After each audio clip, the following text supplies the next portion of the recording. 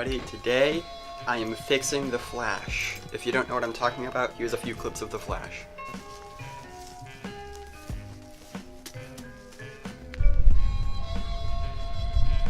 Just go. It happens when I zoom in, and it's because I have the iPhone 7 Plus in here, which is the dual lens system, and it uses one of the other lenses to zoom in, and that lens is covered up because the lens on this rig that I'm using only has one hole, so only one lens can go through it. But today I am getting the iPhone 8, which is a single lens phone, so it only has to use one lens to zoom in, therefore eradicating the zoom flashes. I'm really excited to get rid of this stuff because it's gonna boost my production quality, I guess.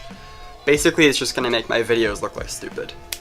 And I'm gonna meet up with Asa because I'm giving him this phone, the iPhone 7 Plus, and he's really excited about that. So I'm gonna meet up with him later, but first I'm gonna have breakfast, so I'll see you then.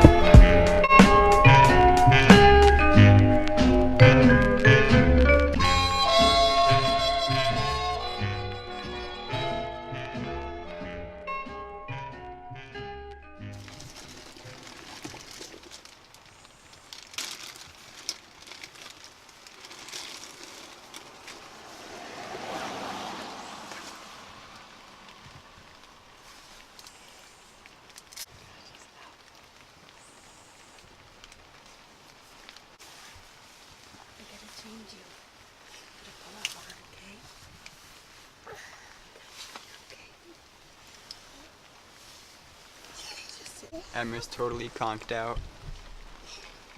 I'm putting clothes on right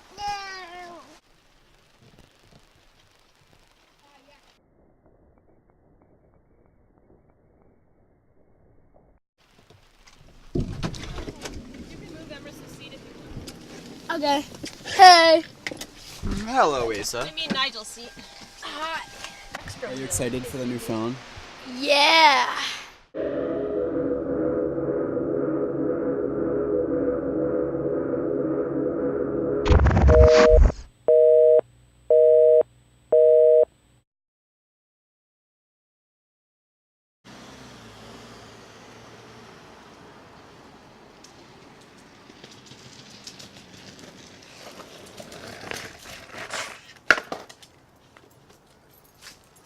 Alright, so sorry for that really weird transition. We were having some problems switching the phones, so I didn't get any other footage that day. But there's still going to be a video happening right now. Coming at ya.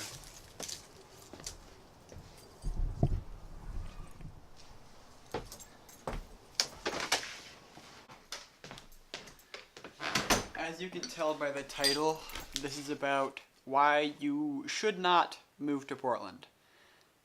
Here are the reasons.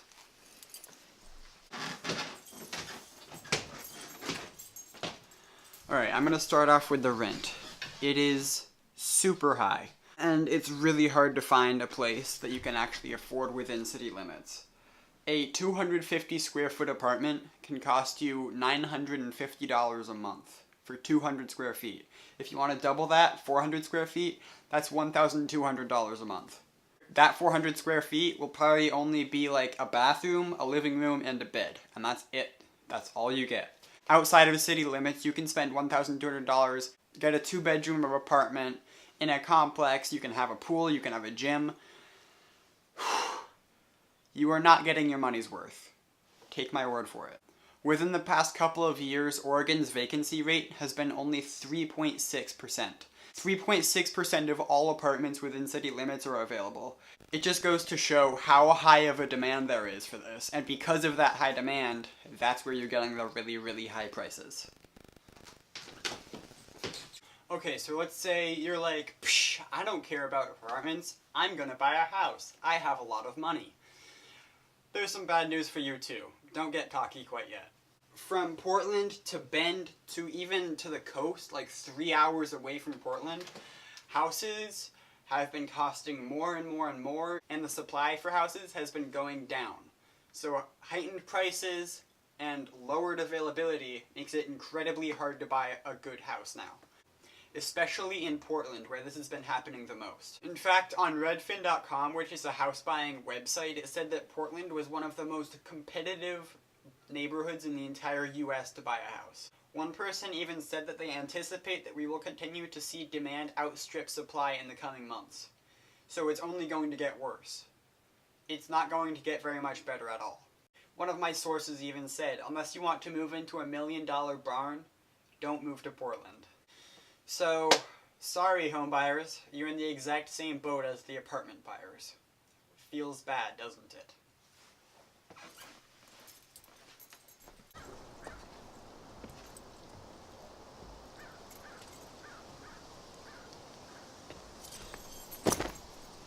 Oregon is also a really bad state for kids because of education. So Oregon is ranked number 38 in public education in the United States, according to a recent study. However, nearly a quarter of the state's children live in poverty. And the new improved graduation rate just put us in the whopping 4th worst spot in the US. US News and World Report ranks the University of Oregon at 103rd among national universities, and Oregon State is at 135th. So not only do we not have the greatest schools, we also have a really, really bad graduation rate. Looks like bad news for me. So you might be asking yourself at this point, what else could possibly be wrong with Portland, Oregon? I'll give you one more thing. The weather. From 2000 to 2014, Portland averaged 35.9 inches of rain per year, and recently that's gone even closer to 40 inches. November is the rainiest month, followed by December and January. Fun fact, the wettest year on record is 71.82 inches in 1882. Who knew?